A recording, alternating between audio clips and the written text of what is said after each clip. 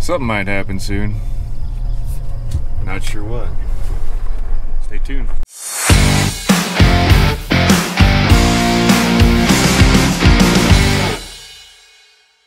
Welcome back, guys. Today we're gonna do a little spraying on the ends here. We got some bean fields, some gravity bean fields that we're gonna spray the bottom ends on today, because that's usually an area where weeds will like to grow. So we're just gonna make sure we're gonna spray those before we do some ridging on them, and then go from there. So we're gonna hop in the sprayer today and go from there.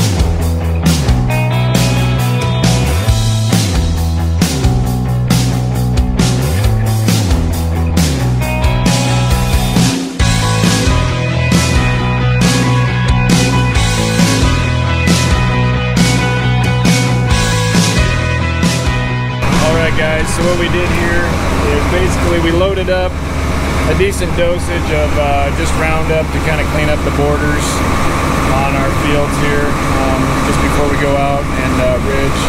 Still might be a little bit red to ridge, but we might try it here this afternoon, so we'll see. But yeah, right now I'm going to focus on just getting those borders sprayed, and then we can go from there. Let's roll.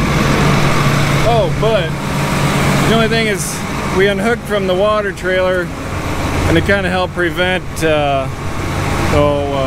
algae growing in the tanks, we just drain all the tanks. So I'm actually going to have to head up to our well to fill it full of water, which is okay because it's near a field that basically I need to spray. So let's roll.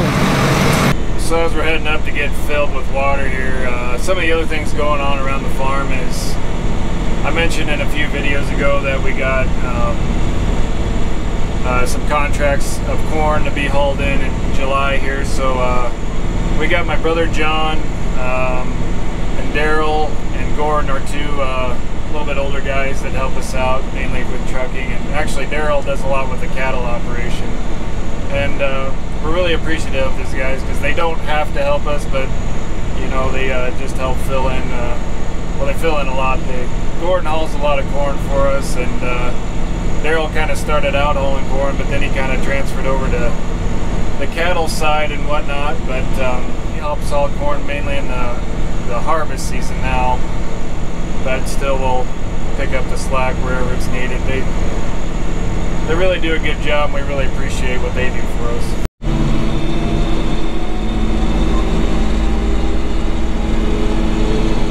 So this is kind of, we're kind of upstream, but this is the kind of more beginnings of Wood River through here, and this is kind of the one that's flooding around the Gibbon area, Wood River and whatnot. But yeah, it's kind of the beginning stage. They've been having a lot of problems. They actually had a flood come through it 3 or 4 months ago in March, in the winter time, kind of late winter, and then they've just recently are dealing with it now. And so yeah, that's where that Wood River kind of, I'm not exactly sure how far it goes. I should look on a map, but we're kind of in the beginning. But when I was a kid, I remember springs and stuff coming out of it and stuff. But yeah, interesting to see with as much moisture and stuff we've been having lately, if those springs will start to kind of start up again in that river bottom. All right, let's load some water up.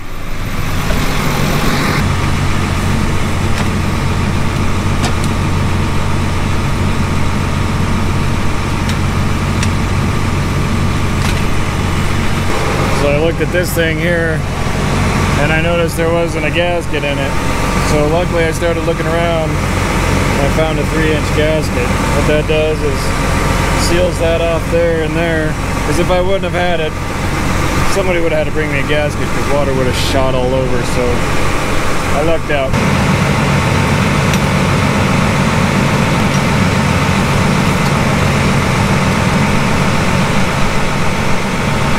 One thing we got to do here is this will shove out a lot of gallonage. This is an 8-inch well, and we're going into a 3-inch well, but this goes to a pivot. This was actually meant to do gravity here, but we don't use it anymore.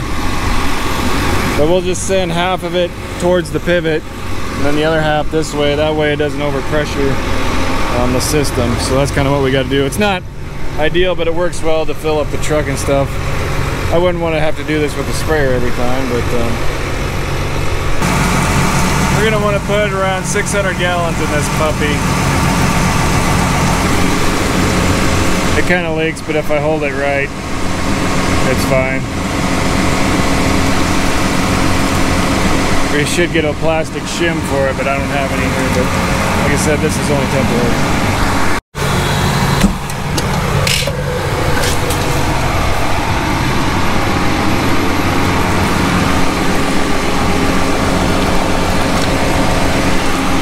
Right now I'm in the cab. I'm going to tell it how much I put in it, basically. I don't have to do this, but it's nice to know kind of when you're gonna run out and whatnot, so yeah, I'll tell it that. And then I actually got to come in here and basically kind of change. I'm just gonna maybe go to a single, well, I still might do tank mix, just tell it the Roundup rate I'm going to and whatnot, so I can come in here. Basically, this is a tank mix, so I can edit that. These were all the things we were spraying in that post-bean spray tank mix. So yeah, I'm going to change this over, then I'll go get started.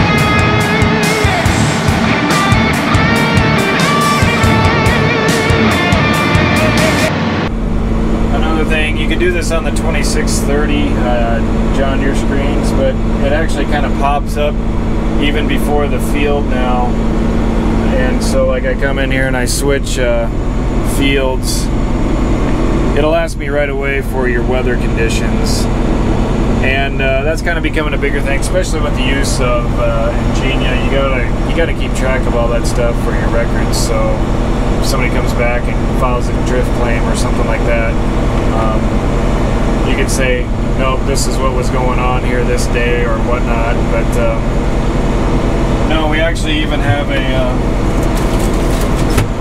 for when we're spraying Ingenia, which is like another form of that new dicamba, is, I believe this is it.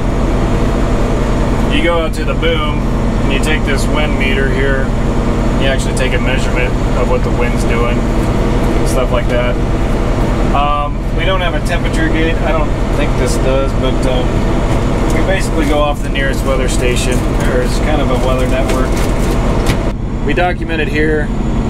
All this information goes up to the cloud, the John Deere cloud, the My John Deere is what it's called. And that way we can keep that information for our records, so we can go back and see what we sprayed and whatnot.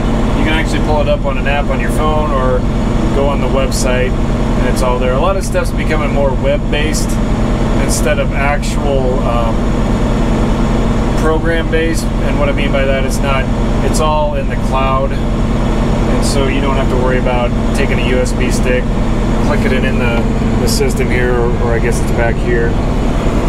So that's been really nice. Just less steps for us to go through, less opportunity for us to lose that data. So the best thing is, if it's not automatic, it doesn't usually get done very well, at least on our farm. So the best thing software engineers can do for farming is just make stuff automated, and just make it so you don't have to think about it.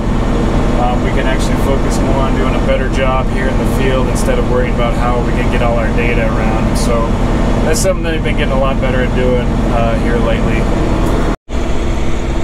So I got the borders done, so I'm gonna take it back to the shop, and we'll see what happens next. Might try ridging. It's still damp in some spots, so we'll just see how it goes. Okay, got the spraying done, parked it back in the shed. I actually had to pull out our ridging tractor. Here's the one I was using in the video before, but we're not gonna use that one to ridge.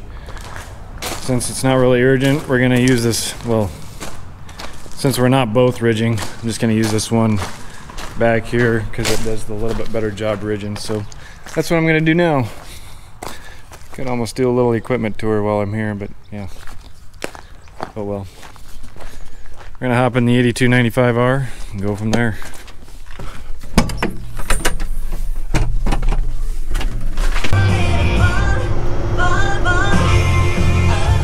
For the record, I've never not had pipe on a field this late in the season before, or at least this tall of corn. It won't be too long before that field's tasseling here. I'm starting on this field between that well there and going west. The reason why is I kind of got to lay out pipe to make it across that little ditch creek area through there, so that's why I'm kind of heading there first anyway.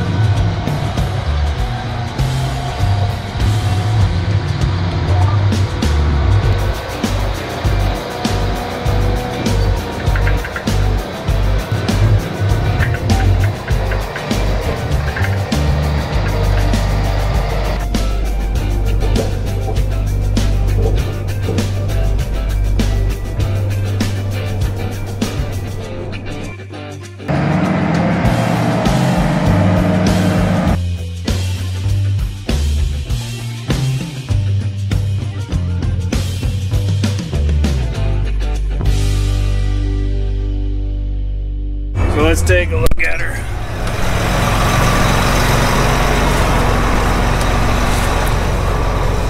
It's a little damp. Well, it's actually maybe too damp. Too wet, I should say. It's not bad. If there was an emergency, I would keep going. Problem is you always get the rows behind the tractor wheels. That'll slab. This actually isn't terrible. Get through here. But I may just finish this spot that if we have to, we can lay out the pipe just so that's done in case of it, I don't know, just so it's done anyway. Then we'll go to there. It's actually a nice warm day. It's getting up where it needs to be. We might hit 90 today, but I can feel a little humidity, especially in the field here, especially coming off this moisture. Yeah,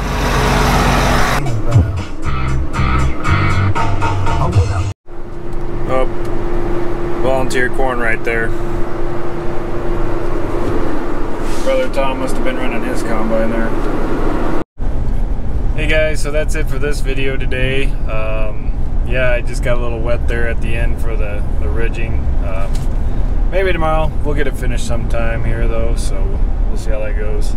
I also want to just give another shout out to the people that may be being affected by the flooding in the area here. It just kind of follows, and it's just been kind of going east. It went from Kearney kind of to Gibbon to Wood River, and it just keeps shoving that way. And so for those of you affected, yeah, I don't know if you've seen any of my posts on YouTube lately, but I was helping a guy clean his basement out, and I've never seen anything quite like it. It just, the water comes in and it fills up, and it just picks everything up, papers, just furniture, and just mixes it all around.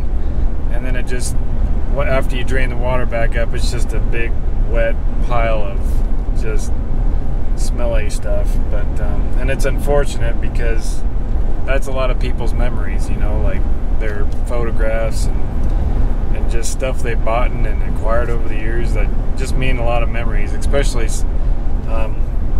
this couple, I mean, they've had kids and stuff, and so a lot of their stuff from memories past anyway. So I just want to, yeah, say I'm sorry if you're being affected by that, and let's all just try to help each other out here. So also, if you're kind of in an area that's being affected by flooding or whatnot, just leave it in the comments below and just kind of let people know about it anyway. So yeah, just kind of bring awareness to it. So we'll catch you guys later.